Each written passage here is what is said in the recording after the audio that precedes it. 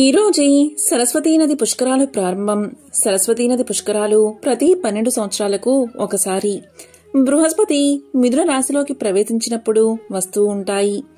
ఈ పుష్కరాలు సాధారణంగా 12 రోజుల పాటు జరుగుతూ ఉంటాయి. అంటే ఈ సంవత్సరం మే 15వ తేదీ ఈ పుష్కరాలు ప్రారంభమై 26 వరకు కొనసాగుతాయి. సరస్వతీ నదిని అంతర్వాహిని అంటే అదృశ్య నది అని పిలుస్తారు. ఇది త్రివేణి సంగమం వద్ద ప్రవహిస్తుందని నమ్ముతారు. మరి ఎంతో పవిత్రమైన విశేషమైన ఈ పుష్కరాలు ముగిసేలోగా ఈ కథను వింటే చాలు. జన్మల పాపాలు, తెలిసి తెలియక చేసిన పాపాలు తొలగిపోతాయి. మహాపుణ్యం మీకు కలుగుతుంది. పూర్వకాలంలో పుష్కరుడు అనే బ్రాహ్మణుడు ఉండేవాడు. అతను ఒకసారి శివుడి కోసం ఘోర తపస్సు ఆచరించాడు. ఆయన భక్తికి శివుడు ఎంతగానో మెచ్చుకుని పుష్కరుడి ముందు ప్రత్యక్షమై ఇలా పలికాడు, పుష్కరా, నీ భక్తికి మెచ్చాను, ఏదైనా వరం కోరుకో అని అడుగుతాడు. దానికి పుష్కరుడు ఇలా సమాధానం చెప్తాడు, ఓ దేవా, జీవులు చేసిన పాపాలతో నదులన్నీ అపవిత్రం అవుతున్నాయి. నదులు పునీతమైతే ప్రజలు సుభిక్షంగా ఉంటారు కదా, అందువల్ల నా శరీర స్మర్శచే పునీతం అయ్యేటట్లు వరం ఇవ్వు మహాదేవా అని కోరుకుంటాడు. అప్పుడు శివుడు, అలాగే పుష్కరా, నీవు ఏ నదిలో ప్రవేశిస్తే ఆ నది పుణ్యతీర్థం అవుతుంది. ఆ నదిలో స్నానమాచరించిన వారంతా పాప విముక్తులు అవుతారు అని వరాన్ని ఇచ్చినట్లు పురాణ కథలు సృష్టం చేస్తున్నాయి. బృహస్పతి ఏడాదికి ఒక రాశి చొప్పున 12 రాశుల్లో సంచరిస్తూ ఉంటాడు. బృహస్పతి ఆయా రాశుల్లో చేరినప్పుడు ఆయా నదులకు పుష్కరాలను నిర్వహిస్తూ ఉంటారు. తొలి 12 రోజులను ఆది పుష్కరాలుగా, చివరి 12 రోజులను అంత్య పుష్కరాలుగా పరిగణించి పుష్కర వేడుకలు నిర్వహిస్తూ ఉంటారు. కాలగమనంలో నవగ్రహాలు కాలపరిమితికి లోబడి వివిధ రాశుల్లో ప్రయాణిస్తూ ఉంటాయని ఖగోళ శాస్త్రజ్ఞులు చెబుతూ ఉంటారు.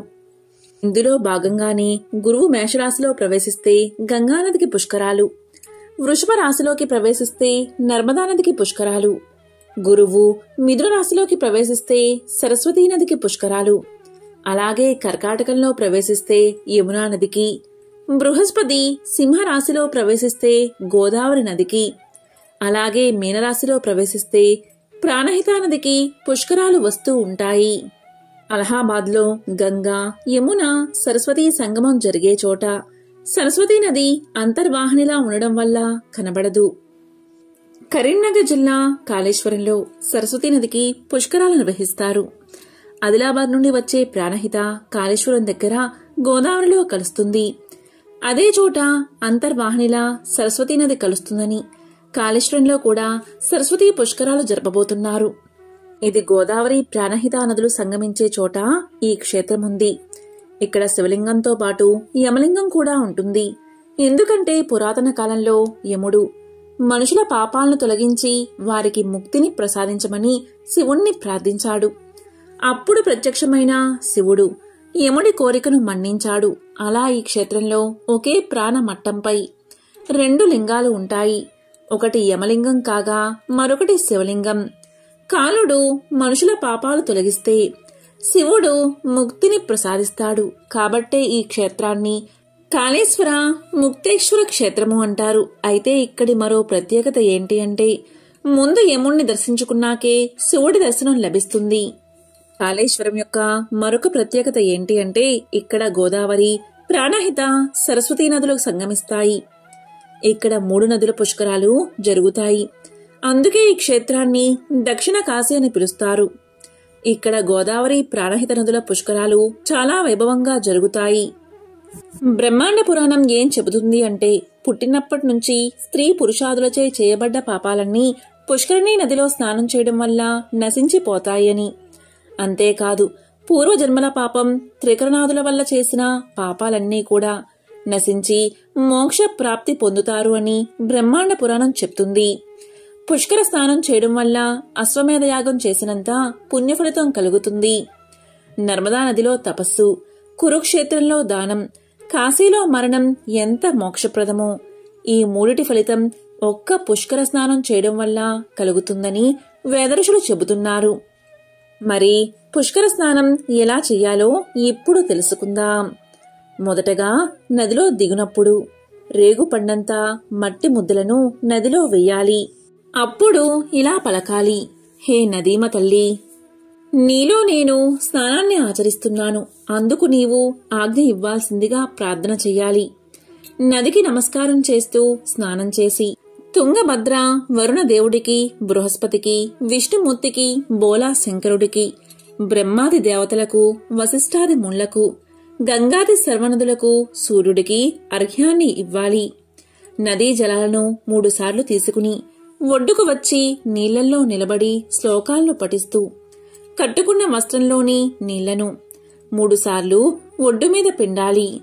ధరించిన వస్త్రాలను వదులుకుని నూతన వస్త్రాలను లేదా పొడి వస్త్రాలు కట్టుకోవాలి. తరువాత సూర్య ధ్యానం చెయ్యాలి. పుష్కర సమయంలో స్నానం చేయడం వల్ల జప, ధ్యాన, అర్చన, గాన, తర్పణాది అనుష్ఠానాలకు, పితృపిండ ప్రదానాలకు అక్షయమైన పుణ్యం లభిస్తుందని మహర్షులు చెప్పారు. ఈ కర్మల వల్ల శారీరక, మానసిక, బుద్ధి కల్మషాలు తొలగి మనశ్శాంతి లభించి పవిత్రులు, పునీతులు, తేజోవంతులు, ఉత్తేజితులు అవుతారు. ఈ పుష్కర సమయంలో పసిడి, రజతం, భూమి, ధనం, గోవులు, ధాన్యం, లవణాలు, ఔషధాలు, అశ్వం, పళ్ళు, బెల్లం, వస్త్రాలు, తైలం, తేనె, కూరలు, పీఠం, అన్నం, పుస్తకం మొదలైనవి వారి వారి శక్తానుసారం దానంగా ఇస్తే సువర్ణ రజతులు సుఖ సంతోషాలతో భోగభాగ్యాలతో అలరారుతారు.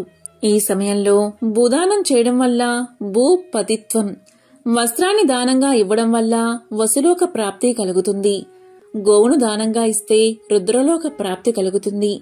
ఈ సమయంలో నెయ్యిని దానంగా ఇస్తే ఆయుష్ వృద్ధవుతుంది. ఈ సమయంలో ఔషధాన్ని దానం చేస్తే ఆరోగ్యవంతులు అవుతారు. ఈ సమయంలో సాలగ్రామం దానం చేస్తే విశ్వలోకాల ప్రాప్తి కలుగుతుంది. ఈ సమయంలో తిలాదానం చేయడం వల్ల ఆపదలు కలగవు. చదువుల తల్లి, సకల విద్యలకు అధిపతి సరస్వతీదేవి. సరస్వతి అమ్మవారు ప్రశాంతంగా ఉంటారు. మనకి విద్యా బుద్ధులను ప్రసాదిస్తారు. వీణ పట్టుకుని ప్రశాంతంగా ఉండే అమ్మవారు రాక్షసులను వధించిందని మీకు తెలుసా? పూర్వం శుంభ నిశుంభులు అని 2 రాక్షసులు అన్నదమ్ముళ్ళు ఉండేవారు. ఈ రాక్షసులు చాలా బలమైనవారు. అంతా నాకే కావాలి అనే అత్యాశతో ఉండేవారు. మేము రాజుగా ఉండాలి అని అనుకునేవారు. ఎన్ని సంవత్సరాలైనా ఏకాగ్రతతో తపస్సు చేశారు. బ్రహ్మ ద్వారా వరాన్ని పొందారు. ఎవరి నుంచి మరణం లేకుండా కేవలం స్త్రీ ద్వారానే మరణం కలగాలని వరాన్ని కోరుకున్నారు. ఎందుకంటే స్త్రీలు అబలలు, వారు మమ్మల్ని ఏం చేయలేరు అని అజ్ఞానంతో ఆ కోరిక కోరుకున్నారు. బ్రహ్మగారు వరం ఇచ్చేశారు. స్వర్గానికి వెళ్లి యుద్ధం చేసి అక్కడున్న కల్పవృక్షము, కామధేనువు అన్నిటినీ తెచ్చుకుందామని ప్రయత్నిస్తారు ఈ అన్నదమ్ములు. ఈ వస్తువులను ఎవరు సృష్టించారు, వారి దగ్గరికి వెళ్లి పట్టుకోవడం మంచిదని నారదుడు ఆ శుంభ నిశుంభులకు విన్నవిస్తాడు. నారదుడు ఆ మాట అనగానే శుంభ నిశుంభులు పాతాళానికి వెళ్లిపోతారు. శుంభ నిశుంభులు భూలోకానికి వెళ్లి ఋషులను, మునులను భయపడతారు. మీరు చేసే యజ్ఞయాగాదులు మాకే చెందాలని మునులను హెచ్చరిస్తారు. దీంతో భయపడిపోయిన మునులు యజ్ఞయాగాదులు చేయడం మానేసి తపస్సు చేసుకునేవారు. భూలోకంలో, దైవలోకంలో అందరూ విసిగిపోయి అమ్మవారి దగ్గరకు వెళ్లి వాళ్ల బాధను విన్నవించుకున్నారు. నారాయణుడు అమ్మవారికి ఈ విధంగా మొరపెట్టుకున్నాడు. నీవు ఏదో ఒక రూపంలో, ఏదో ఒక రూపం నుంచి శుంభ నిశుంభులను నాశనం చేయమని కోరుకున్నాడు. అప్పుడు అమ్మవారిలో నుంచి సరస్వతీదేవి అమ్మవారు బయటకు వచ్చింది. తెల్లటి హంస మీద కూర్చుని తెల్లటి వస్త్రాలు ధరించి వీణ వాయించుకుంటూ మహాసరస్వతి అమ్మవారు ఉద్భవించింది. ఇంత సాత్వికంగా ఉన్న అమ్మవారు ఈ శుంభ నిశుంభులను ఏం చేస్తుంది అని అనుకున్నారు అందరూ. అమ్మవారు కాశ్మీరులో, హిమాలయాల్లో కొలువై ఉన్నది అని శుంభ నిశుంభులకు తెలుస్తుంది. ఆమె కావాలి అని చండా ముండాసురులను పంపిస్తారు ఆ అన్నదమ్ములు. వారు ధూమ్రాక్షుణ్ణి పంపిస్తారు. ఆ ధూమ్రాక్షుడు అమ్మవారి దగ్గరకు వెళ్లి చండాముండలు నిన్ను తీసుకురమ్మన్నారు అని చెబుతాడు. అప్పుడు హంస సింహం అవుతుంది. సింహం ధూమ్రాక్షుణ్ణి తినేస్తుంది. అప్పుడు చండాముండలు మాకు ఇది లెక్క కాదని అమ్మవారి దగ్గరకు వెళ్తారు. అమ్మవారు వెంటనే తెలుపు వర్ణం నుంచి ఎర్రని రక్తవర్ణంలోకి మారిపోతుంది. భయంకరమైన రూపాన్ని ధరిస్తుంది. కాని చండాముండలు అమ్మవారి రూపాన్ని చూడకుండా ఆమెలో ఉన్న సౌందర్యాన్ని చూస్తారు. అమ్మవారిద్దరినీ సంహరిస్తుంది. అప్పుడు నారదుడు శుంభ నిశుంభుల వద్దకు వెళ్లి, మీరు వివాహం చేసుకునే కన్య వచ్చిందా అని అడుగుతాడు. వెంటనే శుంభ నిశుంభులు అమ్మవారి దగ్గరకు వెళ్తారు. అమ్మవారితో యుద్ధం చేస్తారు. వెంటనే శుంభుడు సింహాన్ని జయించడానికి సింహం రూపం ధరిస్తాడు. సింహాన్ని జయించడానికి ఏనుగు రూపాన్ని ధరిస్తాడు. అయినా సరే అమ్మవారు శుంభుణ్ణి సంహరిస్తుంది. నిశుంభుడితో ఇలా పలుకుతుంది, నీ బుద్ధి మందగించినంత వరకు నేనెవరనో నీకు గుర్తుకురాదు. స్త్రీ అబల కాదు అని ఆమె చెప్తుంది. వెంటనే అమ్మవారు అష్టాదశ భుజ శక్తులతో తన సింహంతో నిశుంభుణ్ణి సంహరిస్తుంది. అప్పుడు దేవతలంతా ప్రత్యక్షమై పూలవర్షం కురిపిస్తారు. దేవ దుందుబినాదాలు మోగుతాయి. అప్పుడు దేవతలంతా కలిసి ఇలా ప్రార్థిస్తారు, అమ్మా, నీ ఉగ్ర రూపం కంటే సాత్విక రూపమే మాకు నచ్చింది అని పలకగానే అమ్మవారు మహామాయ సరస్వతి రూపంలోకి మారిపోతుంది. జ్ఞానం కలుగుతుంది. ప్రజలంతా అమ్మవారిని ప్రార్థిస్తారు. మనలోని అవిద్యని శుంభ నిశుంభులు, ఆ అవిద్య పోయిందంటే జ్ఞానం లభిస్తుంది. జ్ఞానం కోసం సరస్వతీదేవిని ఆరాధించాలి. ఈ కథ ఎవరైతే వింటారో వారికి గ్రహదోషాలు, మూఢత్వం తొలగిపోతాయి. చక్కని విద్య లభిస్తుంది. చండీ సప్తసతిలో ఈ కథ వివరాలు ఉంటాయి. ఇప్పుడు సరస్వతీదేవి వ్రత కథను మనం తెలుసుకుందాం. ఒకసారి సూతుడు సౌనకాది మహామునులకు ఇలా చెప్పడం మొదలుపెట్టాడు. ఓ మహర్షులారా, మీకు ఒక ఉత్తమమైన వ్రత కథను వినిపిస్తాను. వినండి. ఆశ్వయుజ శుక్ల పాడ్యమి మొదలుకుని 9 రాత్రులు దుర్గా లక్ష్మీ సరస్వతులను పూజించాలి, లేదా మూలా నక్షత్రం మొదలుకుని పూజ చెయ్యాలి అని సూతుడు చెప్పగా ఋషులందరూ ఇలా పలికారు. ఓ ఋషివర్య, పూర్వం ఈ వ్రతాన్ని ఎవరైనా ఆచరించారా? అలా ఆచరించిన వారికి ఎలాంటి ఫలితం కలిగింది అని అడగగా సూతుడు ఇలా చెప్పాడు. ఓ మునులారా, కృతయుగంలో మహాధార్మికుడు, ప్రజాపాలన సమర్థుడు అయిన సుకేతువు అనే రాజు ఉండేవాడు. అతనికి సౌందర్య, గాంభీర్య, యవ్వన సంపన్నురాలైన సువేది అనే భార్య ఉండేది. ఇలా ఉండగా రాజుకు అతని జ్ఞాతులకు విరోధం వచ్చి యుద్ధ సన్నద్ధుడై కథన రంగానికి పోయి భీకరంగా యుద్ధం చేస్తూ ఉన్నాడు. ఆ యుద్ధంలో సుకేతుడు శత్రువుల దాటికి తట్టుకోలేక పరిగెత్తిపోతున్నాడు. ఇలా పోతున్న సుకేతుణ్ణి చూసి అతని భార్య, ఓహో, నా నాదుడు యుద్ధంలో నిలవలేక పారిపోతున్నాడు, నేను కూడా ఇక్కడ ఉండకూడదు అని సువేద భర్తను అనుసరించి వెళ్లిపోయింది. ఇలా ఇద్దరూ కొంత దూరం పోయి ఒక అరణ్య ప్రాంతంలోకి ప్రవేశించి ఆకలి దప్పికలతో ఎంతో బాధపడుతూ నడుస్తున్నారు. ఇలా ఉండగా కొన్ని రోజులకు ఆ రాజు వ్యాధితో కనీసం ఒక్క అడుగు వేయడానికి కూడా ఓపిక లేక శక్తి లేకుండా అయిపోయాడు.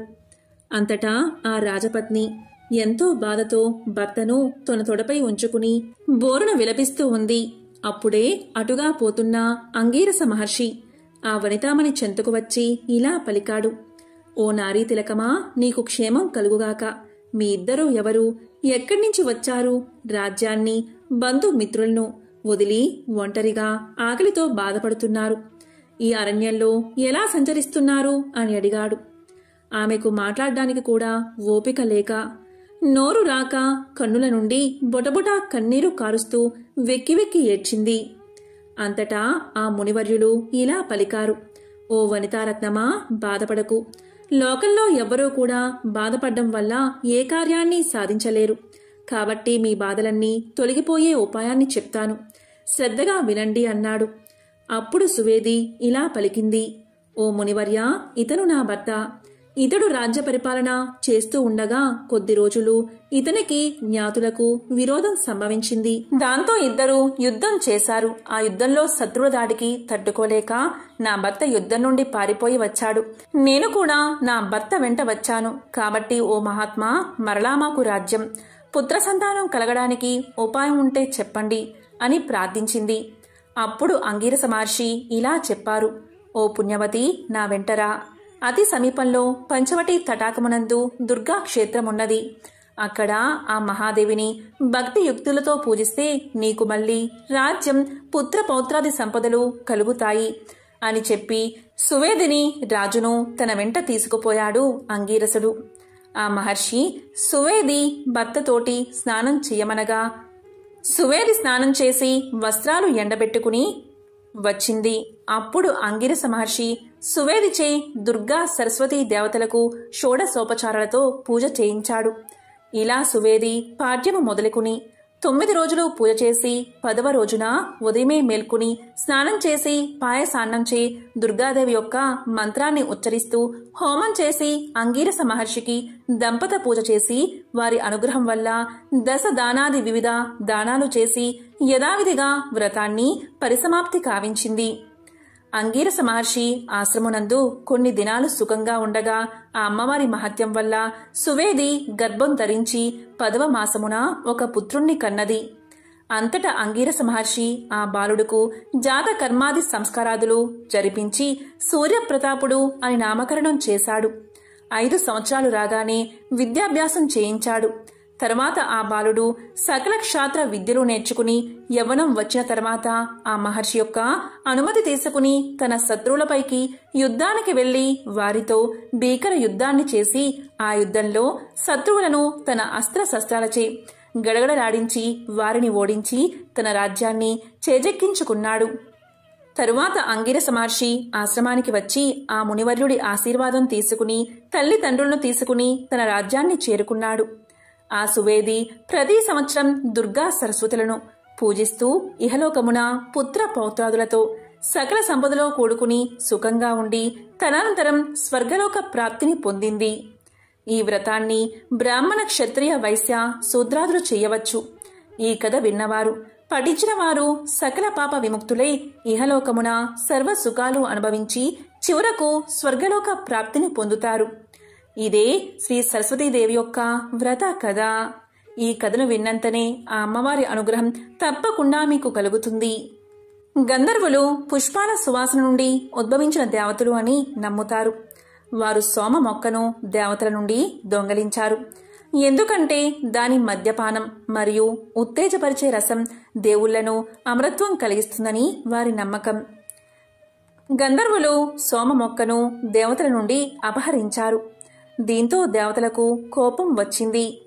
అందరూ యుద్ధానికి సిద్ధమయ్యారు. గంధర్వుల మీద దేవతలు యుద్ధానికి సిద్ధమయ్యారు. కాని సరస్వతీదేవి యుద్ధం వద్దని, పోరాటం లేకుండా మొక్కను తిరిగి పొందుతానని వాగ్దానం చేస్తుంది. సరస్వతీదేవి గంధర్వుల ఉద్యానవనంలోకి నడుస్తుంది. తన వీణతో రాగాలు మరియు రాగిణిలా మంత్రముగ్ధమైన రాగాలతో అందమైన సంగీతాన్ని సృష్టిస్తుంది. ఆ సంగీత స్వరాలకు గంధర్వులు మైమరచిపోతారు. సంగీతాన్ని తమకు నేర్పించమని గంధర్వులు సరస్వతీదేవిని ప్రాధేయపడతారు. అప్పుడు సరస్వతీదేవి ఇలా చెప్తుంది: సోమ మొక్కను దేవతలకు తిరిగి ఇస్తే నేను మీకు సంగీతం నేర్పిస్తానని చెబుతుంది. ఆ షరతుకు గంధర్వులు అంగీకరిస్తారు. వెంటనే సోమ మొక్కను దేవతలకు అప్పగిస్తారు. దాంతో దేవతలు తమ సోమ మొక్కను తిరిగి పొందుతారు. రామాయణ ఇతిహాసాలలో సరస్వతీదేవి పాత్ర ఉందని చెప్పవచ్చు. రామాయణంలో లంకేశ్వరుడి సోదరుడు అయిన కుంభకర్ణుడికి ఒక వింత కోరిక కలిగింది. కుంభకర్ణుడు మృత్యువులేని జీవితాన్ని పొంది ఈ ప్రపంచాన్ని శాసించాలి అనే కోరికను పొందడానికి బ్రహ్మదేవుడి గురించి ఘోరమైన తపస్సు చేస్తాడు. అయితే అతనికి ఇలాంటి వరాన్ని ఇస్తే ప్రపంచం మొత్తం అల్లకల్లోలం సృష్టిస్తాడని తెలిసిన బ్రహ్మదేవుడు ఎప్పటికీ ప్రత్యక్షం కాడు. కాని కుంభకర్ణుడు పట్టు వదలని విక్రమార్కుడిలా కొన్ని వేల సంవత్సరాలు బ్రహ్మదేవుని కోసం తపస్సు చేస్తాడు. కుంభకర్ణుడు తపస్సు చేయడంతో బ్రహ్మదేవునికి దిక్కుతోచక సరస్వతీదేవి దగ్గరకు వెళ్లి ఈ విషయం మొత్తం తెలియజేస్తాడు. సరస్వతీదేవిని బ్రహ్మదేవుడు వేడుకుంటూ, దేవి, కుంభకర్ణుడికి అమరత్వం వరం ఇస్తే ఈ ప్రపంచం మొత్తం నాశనమవుతుంది. ఆ వరాన్ని నా నుంచి పొందడానికి పట్టువదలకుండా తపస్సు చేస్తున్నాడు. కాబట్టి లోకకంటకుడైన కుంభకర్ణుడు వరాన్ని కోరే సమయంలో అతని వాక్కును తారుమారు చెయ్యమని సరస్వతీదేవిని ప్రార్థిస్తాడు. అందుకు సరస్వతీదేవి ఒప్పుకోవడంతో భూలోకంలో తపస్సు చేస్తున్న కుంభకర్ణుడికి బ్రహ్మదేవుడు ప్రత్యక్షమవుతాడు. నీ తపస్సుకు నేను మెచ్చాను, ఏ వరం కావాలో కోరుకోమంటాడు. బ్రహ్మదేవుడు ప్రత్యక్షమవడంతో ఎంతో ఆనందపడి తనకు అమరత్వ వరాన్ని ప్రసాదించమని అడగబోయే సమయంలో సరస్వతీదేవి అతని మాటలను తారుమారు చేసి 6 నెలల పాటు తిండి, 6 నెలల పాటు నిద్ర కావాలని వరాన్ని అడిగేలా చేస్తుంది. ఈ విధంగా కుంభకర్ణుడి నిద్ర వెనుక సరస్వతీదేవి కారణమని చెప్పవచ్చు. ఎంతో పవిత్రమైన విశేషమైన ఈ కథలను ఈరోజు విన్నా, చదివినా, చెప్పినా, వినిపించినా సకల శుభాలు కలుగుతాయి. అమ్మవారి అనుగ్రహం తప్పకుండా మీకు కలుగుతుంది. బ్రహ్మ సకల సృష్టికర్త కనుక సరస్వతిని కూడా బ్రహ్మే సృష్టించాడని, సృష్టి కార్యంలో తనకు తోడుగా ఉండడానికి తన జిహ్వపై ఆమెను ధరించాడని ఒక కథ. సృష్టి కార్యాన్ని నిర్వహించడానికి బ్రహ్మకు శక్తి స్వరూపిణిగా సరస్వతిని శ్రీ మాతాదేవి ప్రసాదించిందని దేవీ భాగవతం చెబుతుంది. సరస్వతిని బ్రహ్మకు విష్ణువు ఇచ్చాడని మరొక కథ చెబుతుంది. పూర్వం ఒకసారి సనత్ కుమారుడు బ్రహ్మ దగ్గరకు వెళ్లి జ్ఞానం గురించి చెప్పమన్నాడు. శ్రీకృష్ణ పరమాత్మ సూచన మేరకు బ్రహ్మ సరస్వతిని స్తుతించి బ్రహ్మ జ్ఞానాన్ని పొందాడు. ఆ తర్వాత ఆయన బ్రహ్మజ్ఞాన సిద్ధాంతం చేసి సనత్ కుమారుడికి చెప్పాడు. అలాగే పూర్వం భూదేవి అనంతుడిని తనకు జ్ఞానాన్ని ఉపదేశించమంది. అనంతుడు కశ్యపుడి ఆజ్ఞతో పలుకుల తల్లిని స్తుతించాడు. ఆ తర్వాతనే అనంతుడు నిర్మలమైన జ్ఞానాన్ని సిద్ధాంతకరించి భూమాతకు చెప్పగలిగాడు. పూర్వం వ్యాస భగవానుడు పురాణ సూత్రాల గురించి వాల్మీకిని అడిగాడు. వాల్మీకి జగదంబను స్మరించాడు. అలా ఆయన సరస్వతి దయను పొంది పురాణ సూత్ర జ్ఞానాన్ని పొందాడు. వ్యాసుడు కూడా 100 ఏళ్ల పాటు పుష్కర తీర్థంలో సరస్వతి గురించి తపస్సు చేసి వరాన్ని పొంది సత్కవీంద్రుడయ్యాడు. ఆ తర్వాతే ఆయన వేద విభాగాన్ని పురాణ రచనలు చేశాడు. ఒకసారి ఇంద్రుడు తనకు తత్వజ్ఞానాన్ని ఉపదేశించమని శివుణ్ణి కోరాడు. శివుడు పాటు దివ్యవాణ్ణి తలుచుకుని ఆ శక్తి ప్రభావంతో ఇంద్రుడికి జ్ఞానోపదేశం చేశాడు. ఆ ఇంద్రుడే బృహస్పతి దగ్గరకు వెళ్లి శబ్ద శాస్త్రాన్ని చెప్పమన్నాడు. అప్పుడు బృహస్పతి వెంటనే పుష్కర క్షేత్రానికి వెళ్లి 1000 దివ్య సంవత్సరాల పాటు సరస్వతిని ధ్యానించి శబ్ద శాస్త్రం పొందాడు. పొరపాటున గురువు ఆగ్రహానికి గురై ఒకసారి తాను చదువుకున్న చదువునంతా కోల్పోయాడు యాజ్ఞవల్క మహర్షి. అప్పుడు ఆయన పుణ్యప్రదమైన సూర్యస్థానానికి వెళ్లి సూర్యుడి గురించి తపస్సు చేశాడు. సూర్యుడు ప్రత్యక్షమై ఆ మహర్షి భక్తికి మెచ్చి వేదాంగాలను చదివించాడు. అయితే యాజ్ఞవల్కుడికి జ్ఞాపక శక్తి లేకపోవడం గమనించిన సూర్య భగవానుడు సరస్వతీ స్తోత్రాన్ని భక్తితో నిరంతరం పఠించమని తెలియచేశాడు. యాజ్ఞవల్క మహర్షి సూర్య భగవానుడు చెప్పినట్లు భక్తితో సరస్వతీ స్తుతి విడవకుండా చేశాడు. ఆ స్తుతిలో తాను గురు శాపం వల్ల విద్యాహీనుడుగా అయినట్లు, జ్ఞాపక శక్తి కోల్పోయినట్లు చెప్పాడు. తన మీద దయచూపి జ్ఞాన జ్ఞాపక శక్తులను ప్రసాదించమని, విద్యను చక్కగా శిష్యులకు బోధించే శక్తిని, గ్రంథ రచనా శక్తి, ప్రతిభగల శిష్యులను తనకు ప్రసాదించమన్నాడు యాజ్ఞవల్క మహర్షి. సత్యసభలో మంచి విచారణా శక్తిని, సత్యస్వరూపిణి, వాక్యాన రూపిణి, వాక్యాధిష్టాతృ రూపిణి అయిన సరస్వతిని పదే పదే స్తుతించడంతో ఆ మాత యాజ్ఞవల్క మహర్షిని మళ్లీ సంపూర్ణ జ్ఞానవంతుడిగా సుఖవిగా వెలుగు పొందమని ఆశీర్వదించింది. ఈ సరస్వతి స్తుతి అంతా దేవీ భాగవతంలో ఉంటుంది. సరస్వతి అంటే ప్రవహించేది, అంటే నీరు కలిగినది అన్న అర్థం. వేదకాలంలో సరస్వతి అనే నది ఉన్నదని, అది ఇప్పుడు అంతర్వాహినిగా ప్రవహిస్తూ ఉన్నదని మనకు తెలిసిందే. సరస్వతీ నమస్తుభ్యం అంటూ ఆ తల్లిని ఆర్తిగా ప్రార్థించని హిందువు ఉండడు. యా కుందేందు తుషారహ అంటూ ఆ తల్లిని వర్ణించే శ్లోకాలను నిత్యం మనం వింటూనే ఉంటాం. సకల చరాచర సృష్టిని బ్రహ్మయే సృష్టించాడని, సృష్టి కార్యంలో తనకు తోడుగా సరస్వతీదేవి ఉందని పురాణాలు చెబుతున్నాయి. బ్రహ్మదేవుడు తన నాలుకపై ఆమెను ధరించాడని ఒక కథ ఉంది. పూర్వకాలంలో గంగా తీరంలో చమత్కారపురమనే ఒక ఊరు ఉండేది. అక్కడ వేదాధ్యయన తత్పరుడైన ఒక విప్రశ్రేష్ఠుడు ఉండేవాడు. ఎల్లప్పుడూ యజ్ఞాలు, వేదాలు సలక్షణంగా వచించడం వల్ల యాజ్ఞవల్కుడు అనే పేరు, నిరతాన్న దానం వలన వాజసి అని పేరు, వేదాధ్యయనం అధ్యాపనం వల్ల బ్రహ్మరాతుడు అనే పేరు, దేవవరప్రసాదం చేత ఒక పుత్రుణ్ణి పొందడం వల్ల దేవరాతుడు అనే పేరును ఆయన పొందాడు. ఆయన భార్య సునంద బ్రహ్మ విద్యను బోధించి వ్యాపింప చేయగల పుత్రుని కోసం ఆ దంపతులిద్దరూ తపస్సు చేశారు. దీంతో బ్రహ్మ దర్శనం ఇచ్చాడు. వాళ్ళు బ్రహ్మని తమ కుమారుడిగా జన్మించమని కోరారు. సహజమైన బ్రహ్మ తేజస్సుతో జన్మించిన ఆ పుత్రుడే యాజ్ఞవల్కుడు.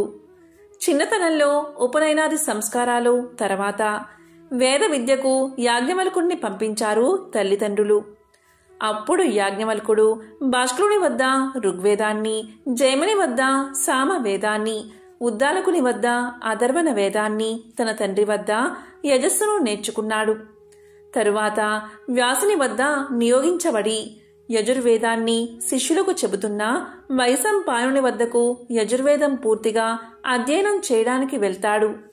యాజ్ఞవల్కుడి తండ్రి తన కొడుకుతో ఇలా చెప్తాడు: పుత్రా, శ్రద్ధగా విను. గురువును మించిన దైవం లేడు. నీ సర్వస్వం గురువే అని నీవు గుర్తుపెట్టుకో అని చెప్పి యాజ్ఞవల్కుణ్ణి గురువు వద్దకు పంపిస్తాడు. అక్కడ యాజ్ఞవల్కుడు భక్తితో గురువును సేవించి అక్కడ ఉన్న విద్యార్థుల్లో ప్రథమునిగా నిలిచి గురువు వద్ద సంపూర్ణ యజుర్వేదాన్ని, అనేక రహస్య విద్యలను నేర్చుకుంటాడు. సంపూర్ణమైన బ్రహ్మ తేజస్సు, గురుసేవ పుణ్యఫలం అతనికి లభిస్తాయి. దీంతో పాటు కొంత సాత్విక అహంకారం కూడా అతనికి వచ్చేస్తుంది. అయితే అది ఆత్మాభిమానం అనుకున్నాడు యాజ్ఞవల్కుడు. ఒక రోజున వైశంపాయనుడు తన మేనల్లుడు అధర్మ మార్గంలో సంచరిస్తున్నాడని తెలుసుకుని కోపం పట్టలేక కాలితో అతన్ని తన్నాడు. బ్రాహ్మణుణ్ణి కాలితో తన్నడం బ్రహ్మహత్యతో సమానమని ధర్మశాస్త్రాలు చెప్పిన విషయాన్ని వైశంపాయనుడు కోపం చల్లారిన తర్వాత గుర్తుకు తెచ్చుకున్నాడు. ఇక ఆ పాపాన్ని ఎవరు పోగొడతారా అని మదనపడసాగాడు. ఈ విషయాన్ని గమనించిన యాజ్ఞవల్కుడు గురువు దగ్గరగా వెళ్లి ఆ పాపాన్ని పోగొట్టడం తన వల్ల తప్ప మరెవరి వల్ల కాదని గర్వంగా అన్నాడు. తన పాపం పోవడం అటుంచి అంతటి కష్టకాలంలోనూ శిష్యుడు అంత గర్వంగా మాట్లాడడం గురువుగారికి కోపం తెప్పించింది. ఇక తాను విద్యను అతడికి నేర్పబోనని, అప్పటిదాకా నేర్పిన వాటన్నిటినీ కక్కి వెళ్లిపోమని ఆజ్ఞాపించాడు. గురుద్రోహానికి అదే తగిన శిక్ష అని పలికాడు. అయితే అప్పటికి యాజ్ఞవల్కుడు తాను ఆత్మాభిమానం పేరున గర్వభావాన్ని కలిగి ఉన్నానని తెలుసుకున్నాడు. క్షమించమని గురువుగారిని వేడుకున్నా లాభం లేకపోయింది. అయితే తన వంతు బాధ్యతగా యాజ్ఞవల్కుడు తన తపోబలంతో గురువుకు సంక్రమించిన బ్రహ్మహత్యా దోషాన్ని పోగొట్టి తాను నేర్చుకున్న వేదాలను అక్కడే రక్తం రూపంలో కక్కి వెళ్లిపోయాడు. అయితే ఎంతో విచిత్రంగా యాజ్ఞవల్కుడు కక్కిన వాటిని వైశంపాయుని శిష్యులు తిత్తరి పక్షులుగా మారి గ్రహించారు. అవి పలికే పలుకులే తైత్తరీయ ఉపనిషత్తుగా ప్రసిద్ధికెక్కాయి. గురువు దగ్గర నేర్చుకున్నదంతా అక్కడే వదిలేసిన యాజ్ఞవల్కుడు దిగాలపడి కూర్చోలేదు. ఆత్మస్థైర్యంతో సూర్య భగవానుణ్ణి ఆరాధించి ఆయన కరుణకు పాత్రుడై శుక్ల యజుర్వేదాన్ని నేర్చుకున్నాడు. ఆ తరువాత సరస్వతీదేవిని ఉపాసించి సమస్త విద్యలు అభ్యసించాడు. అలా అందరికన్నా ఉత్తమోత్తమ విద్యాధిపతిగా యాజ్ఞవల్కుడు పేరు తెచ్చుకున్నాడు. కనుడు లాంటి ఉత్తమ శిష్యులు ఆయన దగ్గర శిక్షణ పొందారు. ఒకసారి జనకుడు యాగం చేస్తూ మహర్షులందర్నీ ఆహ్వానించాడు. యాజ్ఞవల్కుడికి కూడా ఆహ్వానం వెళ్ళింది. అలా మహర్షులందరూ రాగానే జనకుడు, మీలో ఎవరు గొప్ప విద్యావంతులైతే వారొచ్చి ఇక్కడున్న ధనరాశులను తీసుకు వెళ్లవచ్చు అని గంభీరంగా అన్నాడు. అయితే ఋషులంతా ఒకరి ముఖాలు ఒకరు చూసుకుని తాము అందుకు అర్హులం కామనుకుంటే ఊరుకనే కూర్చున్నారు. యాజ్ఞవల్కుడు మాత్రం లేచి తన శిష్యుల్ని పిలిచి ఆ ధనరాశులను తన ఇంటికి తీసుకువెళ్లమని ఆజ్ఞాపించాడు. అప్పుడు యాజ్ఞవల్కుడి ధైర్యాన్ని చూసిన అక్కడి వారంతా అతడితో శాస్త్ర విషయాల్లో పోటీకి దిగి యాజ్ఞవల్కుణ్ణి అనర్హుడిగా నిరూపించేందుకు ఎన్నో విధాలుగా ప్రయత్నం చేశారు. కాని అవేవి వారి వల్ల కాలేదు. దాంతో జనకుడు ఆ ఋషిని గొప్పగా పూజించి సత్కరించాడు. జనకుడికి ఆయన అనేక ఆధ్యాత్మిక విషయాలను వివరించి చెప్పాడు. యాజ్ఞవల్కుడి జీవితంలో ఇలాంటి సంఘటనలు ఎన్నో కనిపిస్తాయి. ఒక రోజున విశ్వావసుడు అనే గంధర్వుడు యాజ్ఞవల్కుడి దగ్గరకు వచ్చాడు. తత్వాన్ని ఉపదేశించమని కోరి ఎంతో నేర్చుకుని యాజ్ఞవల్కుడంతటి గొప్పవాడు మరొకడు లేడని ఆ మహర్షికి ప్రదక్షిణ నమస్కారాలు చేసి వెళ్లిపోయాడు. తర్వాత కాలంలో ఆ ఋషి గృహస్థ ఆశ్రమాన్ని స్వీకరించాడు. ఎంతో పవిత్రమైన విశేషమైన ఈ కథను వింటే చాలు ఆ సరస్వతీదేవి యొక్క సంపూర్ణ అనుగ్రహం వారికి కలుగుతుంది. సరస్వతీ నమస్తుభ్యం వరదే కామరూపిణి విద్యారంభం కరిష్యామి సిద్ధిర్భవతు మే సదా పద్మపత్ర విశాలాక్షి పద్మకేసర వందిని నిత్యం పద్మాలయాదేవి సామాం పాతు సరస్వతి.